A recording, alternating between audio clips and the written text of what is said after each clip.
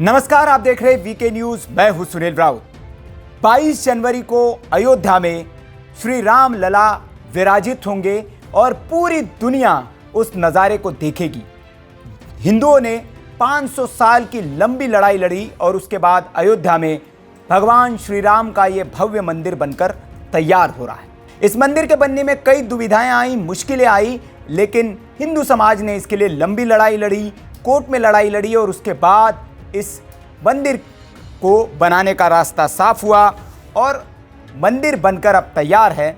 लेकिन क्या देश के जो शंकराचार्य हैं वे खुश नहीं हैं? ये सवाल इसलिए क्योंकि गोवर्धन मठ पुरी के जो पीठाधीश्वर शंकराचार्य हैं स्वामी निश्चलानंद सरस्वती जी महाराज, वे उज्जैन में 3 दिन की एक धर्म सभा के लिए पहुंचे हैं। वहां उन्होंने एक ऐसा प्रश्न उठा दिया है जो चर्चा के अब नए केंद्र में है। उन्होंने वहां कहा कि प्रधानमंत्री नरेंद्र मोदी ने राम मंदिर मामले में उत्तर प्रदेश और देश को एक बड़े संकट में डाल दिया है। जी हां, ये शब्द निश्चलानंद सरस्वती जी के हैं।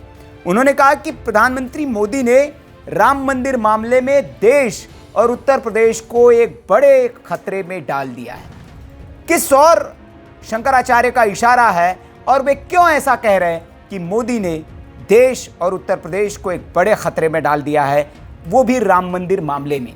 उनके कहने का आशय क्या है, क्या उन्होंने कहा, वो सब बताएंगे। लेकिन पहले ये जान लीजिए कि राम मंदिर का जो मामला था वो लंबी लड़ाई के बाद अदालत से सुलझा और अदालत ने एक बीच का रास्ता निकालते हुए उस विवादित स्थल को हिंदुओं का बताते हुए, उन्हें हिंदुओं के पक्ष में राम जन्मभूमि बताते हुए राम जन्मभूमि के लिए दे दी। लेकिन साथ ही साथ कोर्ट ने एक अलग से धन्यपुर गांव में 5 एकड़ जमीन मस्जिद बनाने के लिए भी अलॉट करने के निर्देश सरकार को दिए थे।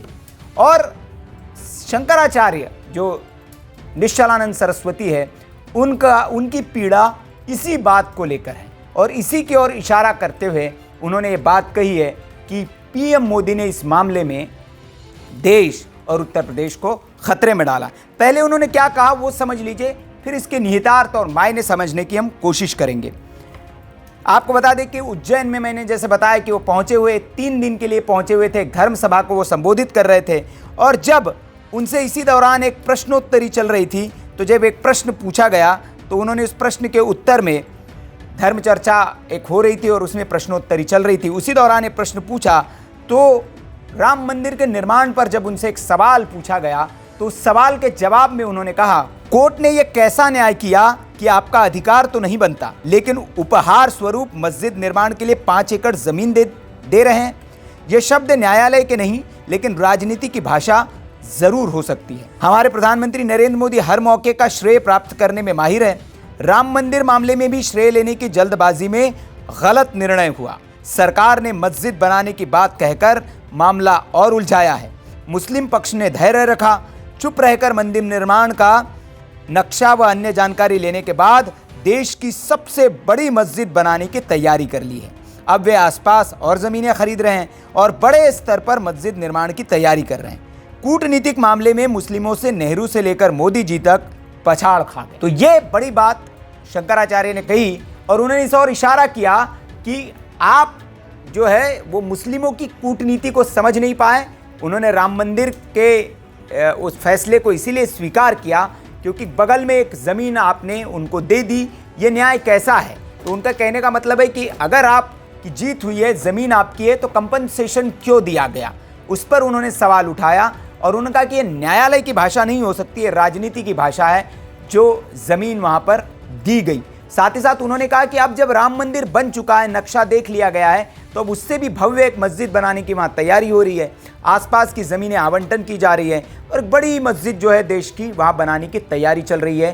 तो ये कूटनीतिक तौर पर ये सब कुछ देख रहे थे, ये उन्होंने कहा। आगे भी कुछ उन्होंने कहा है। उन्होंने कहा कि तत्कालीन प्रधानमंत्री पीवी नरसिम्हा राव भी इस समस्या का हल मंदिर मस्जिद अलग अलग कर निकाल चुके थे। उन्होंने इस तरह के समझौते पर उनके हस्ताक्षर के प्रयास भी किए थे, लेकिन उन्होंने हस्ताक्षर से इनकार कर दिया था कि यह न्याय नहीं है।